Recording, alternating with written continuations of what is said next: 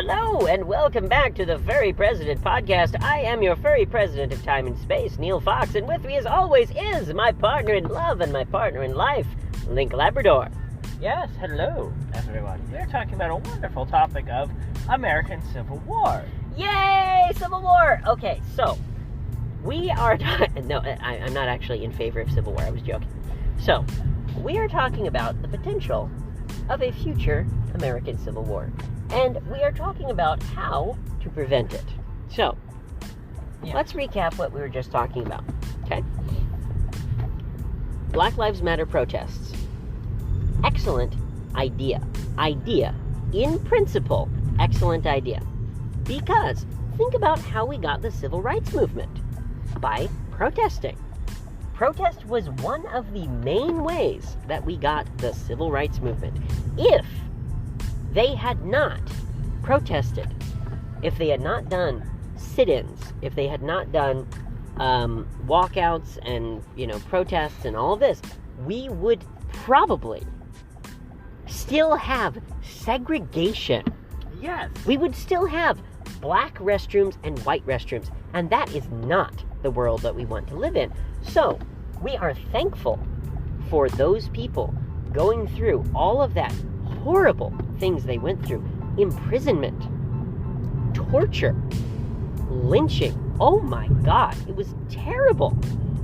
But it achieved a very noble goal. Now, what was one of the most important tenets of the civil rights movement? One of the most important tenets was non-violent protest. Yes. Right? Non-violence. Non-violence. Now, why was that important? Why was that important? Well, if you're gonna commit violence against people who have the guns, either you bring more guns than they have. Oh, God, no. Or, that is a viable option of just kill them all. No, it is not a violent. You don't kill the police. I'm not done. Jesus. Oh, my God. I'm not done. There's two avenues with violent protests. Oh, my God. Okay. Either it plays out like the American Civil War. Right. Where, at the end of the day, it's organized army fighting organized army. Right. And one of the contributing factors that led to the end of the Civil War was the fact that the generals on both sides realized. Mm-hmm. What? I'm trying to get the microphone closer to you. Oh, okay. Go ahead. Yes, one of the contributing factors that led to the end of the American Civil War and the surrender of the Confederate Army was the simple fact of it was going to cost too many lives on both sides. Oh, God. Okay. Was going to cost too many lives on both sides. Was one of the bigger contributing factors to the end of the Civil War. Of course it was. Absolutely. That was an important part of the end of the Civil War. Now, that is hopefully not what is going to happen. Now, I cannot guarantee that because there are a lot of factors at play. There are many potential futures. Yes. I have done the math on many of these potential futures, and unfortunately, there is not enough information to know exactly which potential future will happen. And so it is possible that we will enter an American Civil War. However, hopefully, everyone will come to their senses and use non-violent means of protest. Now, here is why this is so important, okay? Let me clarify for the listeners. Now, we've talked about this many times. I think even on the podcast a couple of times. But to clarify, the reason why it is so vitally important to use non-violent means of protest is because the government has the power to use violence legally. Yes. I before we started recording, I used an analogy. Imagine that you are trying to stop a tiger, and all you have is a little pocket knife, like a little tiny 1-inch pocket knife, little baby pocket knife, and you're poking the tiger with the pocket knife. That is an analogy to poking the police with, putting graffiti on the police station or whatever. Like, that is the amount of damage. That's the amount of violence that a regular citizen could perpetrate. And then the tiger is the power of the police. Keep in mind that if there is civil unrest, they can call in the National fucking Guard. They can call in the Army. They can call in the Air Force. Mm-hmm. That is so much power to commit so much violence that you might as well not even try. There is no reason to even try to use violence against the government because they have so much power. Let's just put it this way. If you're going to commit that level of violence against the United States government, you need to be committed 150 fucking percent. You need to make the stakes so high that American soldiers will not follow the orders of the president, and at that point you're forcing the hand of the United States military to depose and remove the president for committing unlawful acts against the American citizens. Yes, and again, that is so extreme of an example that there is, and let me be clear, I am not saying there is no situation in which it is justified to use violence against the government. Think about what Saul Alinsky said in his book. For example, if you are living in Nazi Germany, the only thing you can do, if you are living in North Korea today, the only thing you can do is violent protest because you have no other way of getting your message across. If you even speak up, if you even speak about, Kim Jong-un is a fucking idiot and a dictator, if you say that and you're a citizen of North Korea, you will be shot. If you are a citizen of the United States and you say the president, Donald Trump, the president, Joe Biden, is a stupid idiot and deserves to be voted out of office, you have the right to say that. And since you have the right to say that, and since words are so powerful, use that strategy first. Yes. I'm not saying there is no situation where violence is necessary. I am saying that we have so many options of non-violent, non-destructive protest. For example, John fucking McCain, God bless you, sir. I wish he were still alive. What an American hero. I disagreed with him on many things. But the fact that he voted against repealing the American Health Care Act, the ACA, the fact that he voted against repealing it and kept that law in place, goddamn, he is a fucking American hero. And do you know, one of the reasons that he mentioned, from what I remember, I'd have to look up the exact story, but from what I remember, one of the reasons why he said that he voted against repeal, despite the fact that almost every single one of his Republican colleagues voted for repeal. Do you know why? Because he was convinced through nonviolent means. He was convinced through nonviolent protest. There were people protesting outside his congressional office. There were disabled people, people in wheelchairs, people in stretchers outside his office that said, please, Mr. McCain, please don't take away my health care. I have been able to afford health care for the first time in my fucking life. Please don't do this. Mr. McCain, I am begging you. And from what I remember, he said that was convincing to him. And of course it was. How could a person look their constituent in the eye? He was from what, Arizona? And from what I understand, there were people from his home district there protesting. How could he look a constituent in the eye and say, I'm going to take away your health care? You, Mr. Paralyzed person in a wheelchair. You, madam, who needs chemotherapy and has no hair because you have severe cancer. Oh, of course I'm going to take away your fucking health care, you fucking moron. How could he say that?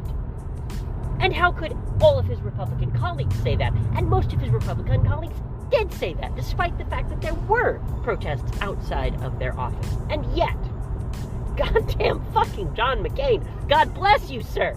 You did the right thing.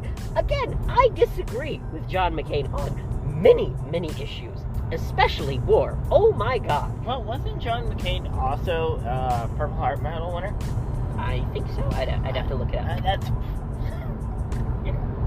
But, like, he was one of the biggest proponents of the U.S. being the world's police force. He was one of the reasons why we got the movie Team America World Police. Because John McCain advocated for many, many, many years of, we're just going to go in and make sure that the people are saved and protect, democracy and whatever, all this bullshit. And, he had his convictions. I think he was wrong. But that's okay. In a democracy, you need disagreement. You need people who have differing opinions. And then you need to go into the public forum. Yes. And discuss the ideas. The fact. Oh, I get so pumped up about this. I know you do. The fact that we are at a point in this nation's history where we can't even talk to each other, where we can't even debate the other side, quote unquote. I hate that. I hate it. Myself, I hate it as well. Primarily because how the hell are you supposed to have a reasonable conversation if you get so angry over, oh, you can't talk about that, you can't talk about that at work, you can't talk about that at work, you can't talk about wages at work, how dare you talk about how much money the other person's making, that's unfair, that's rude. As a manager, I am personally offended. I'm going to fire you for talking about your wages with your coworkers. Fuck off, you can't. You legally can't do that. Yes, and I will take your ass to court. For any one of you, for any person listening to this, now, in the future, in 10,000 years, assuming that the Constitution is not burnt to the ground, please talk to your coworkers about your wages. You will find out if your company that you work for is paying you fairly. And there have been hundreds of stories. Thousands of stories of... Don't stay silent, people. There have been thousands of stories that many of which I've read on places like Reddit and in the business books that I studied in school, where, you might have a female doctor, for example. A doctor, a person who deserves to be paid very well for their work. And they go to their male counterparts and they say, hey, by the way, we do the exact same job. We're both doctors in the emergency room, let's say. And their male coworker is being paid 50% more. 50% for the exact same job. I got another one for you. Even simpler than doctors. Here's one that may hit home to you guys. Sure. Say you work middle income and you're working at Goodwill. Sure. Your CEO makes about $800,000 a year. Yeah. Your vice presidents typically make $200,000 to $300,000 a year. Mm-hmm. Do you guys, next time, talk to each other? Yes. You're making what, $12-13 an hour? If you're a disabled person, maybe you're making $1 an hour? Yes. Jesus. $1 an hour. $1. $1 an hour. So that a CEO can get paid $800,000. That should be fucking criminal. Demand better. Demand more. Absolutely. And here's the thing. Myself, I am in a unique position of I most likely will be entering the CEO world. Absolutely. And I'll have my pick of whatever job I want. Now, if I happen to work as a C-level executive for Goodwill, you know what I'm going to advocate for? What's that? Pay raises for my department. Absolutely. Yes. And here's another. Because you know what? They fucking deserve it. You know how much Absolutely they do. You know how much money a single department store makes? Tell me. Roughly about $2 million a year. So so you're saying that an average Goodwill location Yes. makes $2 million a year. Yes. How many employees do they typically have, Trey? About 20, maybe 25, depending on how many people they have. 20 to 25, okay? Yep. And if they're making around $12 an hour, that would be somewhere around $20,000 to $30,000 a year, correct? Yep. Okay, and you said about 20 employees, is that right? Yep. So, 20 times 20,000 is 400,000. Uh-huh. On a store that makes 2 million. Yes. That is not right. No. So, one thing that I will advocate for, if I get the position, is pay raises for everybody. Bring everyone up to the price of inflation. Yep. Pay raises pegged to inflation. Pay raises pegged to inflation, and here's why. You'll have much happier employees. Yes. They'll be much more willing to work. Yes, absolutely they will. And, it justifies my existence in the company at that point. Well, and see, here's the thing. When you are, and we have so much to talk about where Saul Alinsky is concerned, but when you have a position of power, you have the opportunity. To change things for the better. So, for example, let's say, it says keep left at the fork, okay? So there'll be a fork in just a moment, and you're going to keep left, okay? Right? See that? So you're not going to take the exit, okay? I see it, but just making sure. I appreciate it. Yep. Okay. Thank you for helping me navigate the spaghetti of Washington. Not a problem. The spaghetti is on the floor. The spaghetti is been stepped on by several elephants. It's all squished and ground into the floor, and we're just trying to scrape it up and clean it up for the American people. These roads are an exercise in patience, and you might need and you probably need an engineering degree to figure out what the hell's going on. Okay, so let's bring it back to the topic of the episode, okay? Yes. So the topic of the episode is protest. Yes. The topic of the episode is how to... Well, here's a good title for the episode, okay?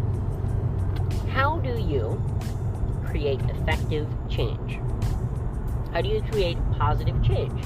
Because there are many ways that you could create change. We've talked about some of them. You could... please do not. I'm giving an example for the sake of comparison. I am not saying to do this. Please do not take this out of context. Okay. You could, in theory, if you have 400 people working at a Walmart, they could all show up with guns and say, give us pay raises or we will shoot you. Uh-huh. You could, in theory, do that. Please do not. Please do not do that. That would not be effective. You would just be fired, and the police would be called, and the National Guard, or whatever. That would not get anything done. However, what is an effective way of change? So, you're talking about working as an executive, and we'll use Goodwill as an example, because they are an example of an organization that needs to change. Yes. Okay? So here's an example of ways that you can affect change at Goodwill. Okay? Option number 1.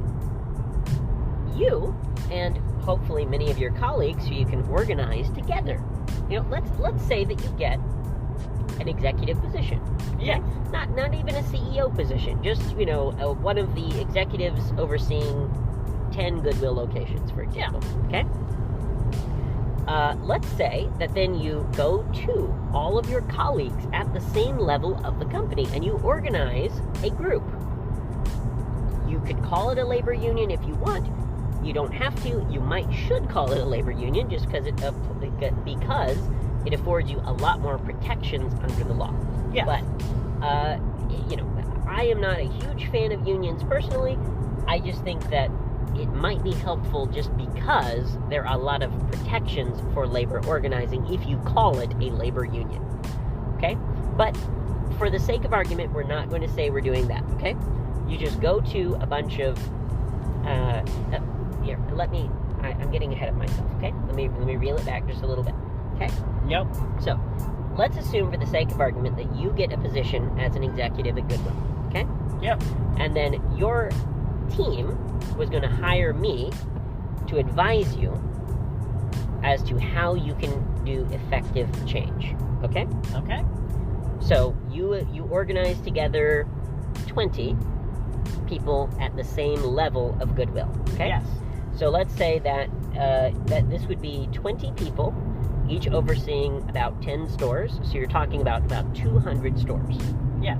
Okay? So this would be a couple of states worth of Goodwill, okay? Maybe for the sake of argument, we'll say all of the different stores in the northern New England branch of Goodwill. Yes. Okay? Yep. So this is our example, okay? You've gotten together a couple dozen people. It's enough people that you're actually, you're covering a wide geographic area, okay? So it's not just one person from here, one person from here, one person from here. Let's say you've gotten 95% of the people at this level, okay? So, this is the first step of organizing, okay?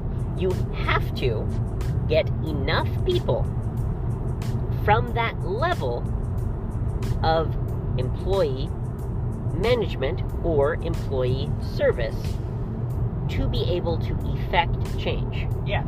Okay? So, I've listened to a couple of different podcasts and stuff about labor organizing and Saul Alinsky and Rules for Rulers and all of this. So, what is the power base for this level of management? Okay? So you're an executive. You're overseeing Goodwills. Yep. You have managers under you, and Yep. then you have employees under that. And then above you, you have the CEOs and the top level management. So what is your power base in that scenario? Who keeps you in that job? One, the employees. Yep. The employees' performance keeps me in that job. Because Absolutely. without employees, I have no reason to be there. Correct.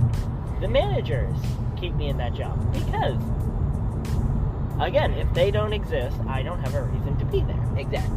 Yep. Those are the two biggest. And then from there, I'll be directly communicating with the people that are above me. Yep. They are also influentials Yes. that I need to keep happy. Now, The employees below me are the interchangeables. maybe. Now you're using terms from for rulers that the audience may not be familiar with. So, influentials. So let's clarify some of these terms. Now, it's been a while since I read Rules for Rulers. I should read it again. But when you're talking about keys to power, okay, there are different keys to power depending on what type of power that you have. Mm-hmm. So, in a dictatorship, the keys to power are the people around you, the oligarchs, the mayors, the governors. Those are the people that decide whether or not you get to stay the dictator or not. Yep. Okay? Those would be influentials. Okay? Yes. People with power. Interchangeables, quote unquote, are in a democracy, for example, they would be the voters. So in a democracy, it doesn't really matter which people in the populace vote for you because each vote counts for the same amount of influence. Yes.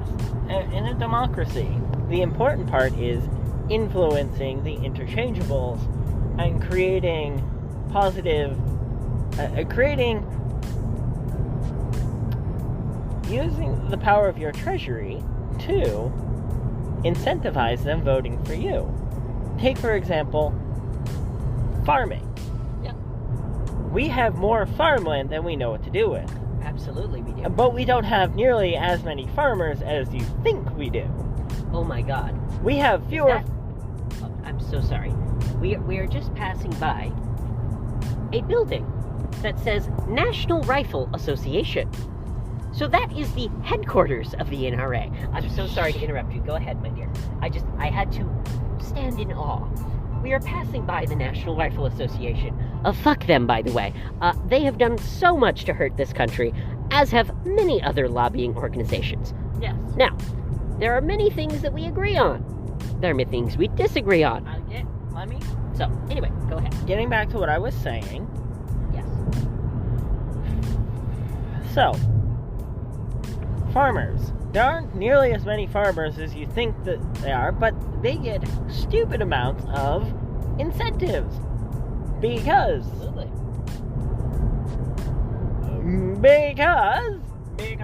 they create the food. If they aren't incentivized to create food, we all starve to death.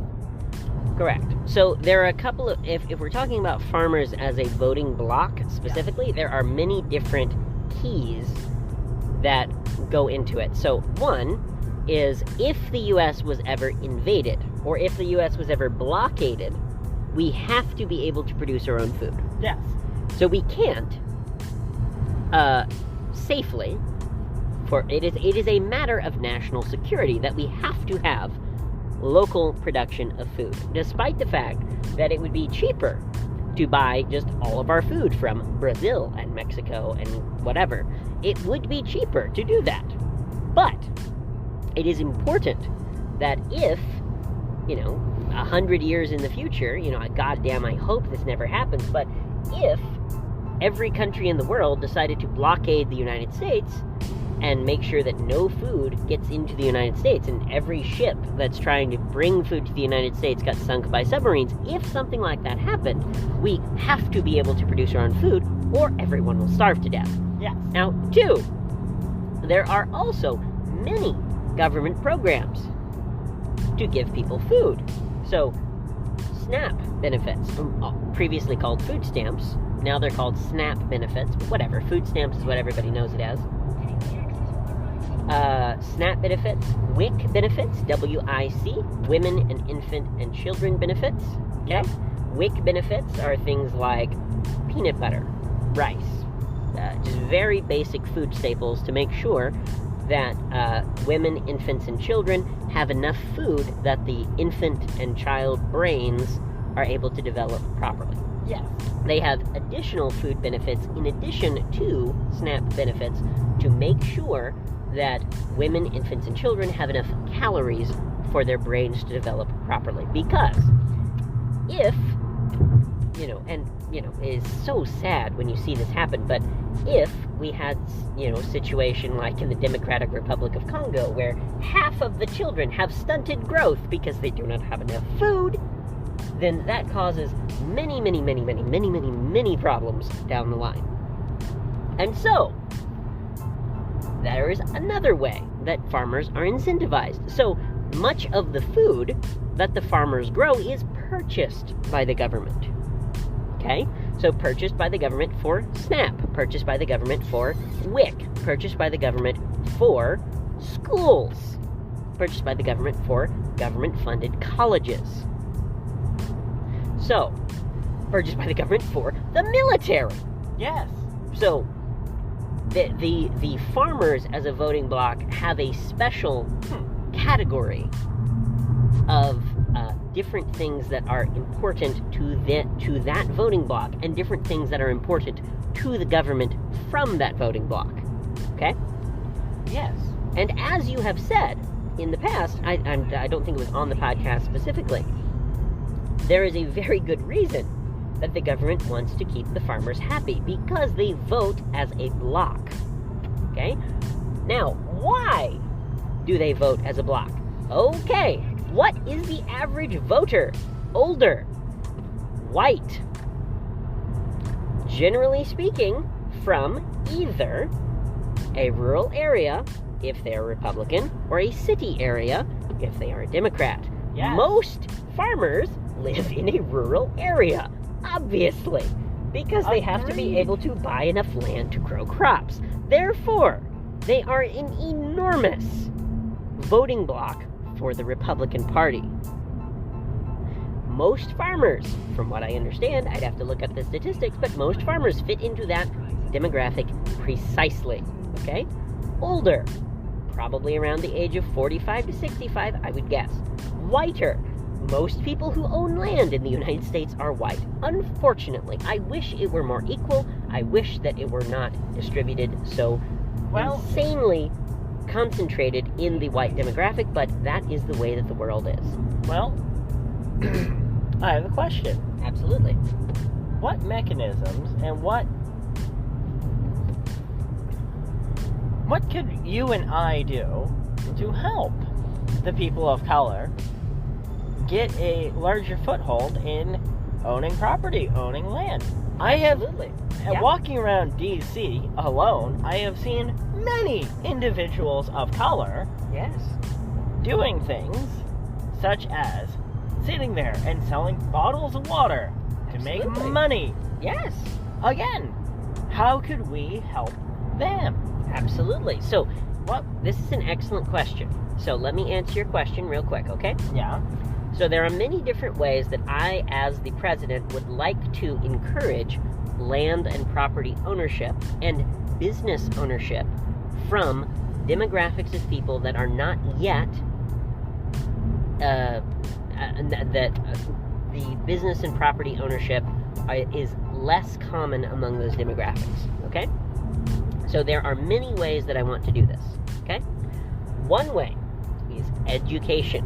Education. Because, for example, we'll give one simple, easy, concrete example. Now, this is only one of about 1,000 different ideas that we could do, but let me give you an example, okay? Bench, our accounting company that we use personally. Yep. We could call up the CEO, bring him on the podcast, or him or her. I don't know if it's a he or she. Most business owners are male, but I could be wrong. Maybe it's a she. Maybe it's an non-binary person. I don't know. I made an assumption in my mind based on demographics. I apologize. I would bring him or her on the podcast, and I would say, okay, Mr. or Miss CEO, what would you like to tell the small business owners of America who, on average, spend $1,000 per month on accounting? Go. And here's what they would say. Well, our company can help you for about $500 a month. We can do all of your accounting for you, and we can increase the amount of accounting services that we do at no additional charge. So, for a normal business owner in America, if they suddenly double their business, their accounting costs would double as well because they're paying by the hour. Whereas if they use Bench, if their business doubles, their accounting cost does not double. Yes. So that would mean that they could double their business and also increase their profits by more than if they were using a regular accounting service, an average accounting service in America, okay? So that is one simple, easy, concrete example of how I want to encourage people to start businesses and run businesses efficiently. Now, I just mentioned bringing them on the podcast. Now, what if it was not the podcast as it is now? What if it was the fucking Oval Office, okay? What if we brought the CEO of Bench into the Oval Office and we said, talk to the American people about what you can do for them? And imagine 30 million people watching. And we put out a text message using the presidential texting service, which presidents have not used. And we say, hey, if you're a business owner, check out what we're talking about on the show tonight. And here's a link to bench.com. A referral link. And we talk with Bench beforehand and we say, okay, so we're going to send out your link to 300 million people. For every person that signs up, we would like 20% to go to the federal treasury. Do you think that sooner, before we get to the White House? Of course we can. But think about how much money that would make for the treasury? That would be billions of dollars. Think of how many votes we could get. Yes. If we did it before we get to the White House. Because, here's a thought. Mm-hmm. Yep. If we can get on a personal level with people before we run for president, Absolutely. we have 6 years to get on a personal level with the nation. Absolutely we do. We start with, I keep saying this, we start with the local area. We work with Yes. the local area. And then Absolutely. the local area, then we build our power base. Yes. And then that's the first ring. Then the second ring. Yes. And then we just keep working our way outward. Absolutely. And we've created a trail of leadership, Absolutely. building, Yep. economics. Yep. You know that abandoned building that we were walking by? Sure. And those people of color were sitting out front? Sure. What if we managed to pull together? Oh, what if we managed to convince them to get 20 of their friends, Mm-hmm. and then that becomes a small community center. Absolutely. Make it into a community center. Make it into a place where people can come and learn. Wow. Put together a makerspace, but don't call it a makerspace. Call it a community space. So it's not just for, people who own 3D printers. Make it a place for people who want to teach, want to learn how to do their taxes. For example, it is shocking to me, that in a country as rich, in a country as wealthy as the United States, that we have several percent of the population who cannot read. Mm-hmm. Cannot read. You're That getting is off topic. disgraceful. You're getting into a tangent. I'm so sorry. Go ahead. You're getting off topic. You're getting into a tangent. Yep. What I am saying is, we make friends with these people of color, and we explain Absolutely. our idea Absolutely. to them, and we get them on board. Well, and then Sorry, go ahead. and then we turn around and we help fund their efforts Absolutely. of And the selling place... water. I'm not done. Sorry, go ahead. With the goal of buying that abandoned building and turning it into a community center. Sure. That we'll already have the staffing for. We'll already have, 30 people contributing to the purchase. Absolutely. And then they have a vested interest. They Absolutely. have revitalized one part of their community. Yes. Give absolutely. them purpose. And here is how we start, okay? Do you remember where we are going tomorrow? We are going to the meeting of the local Parent-Teacher Association.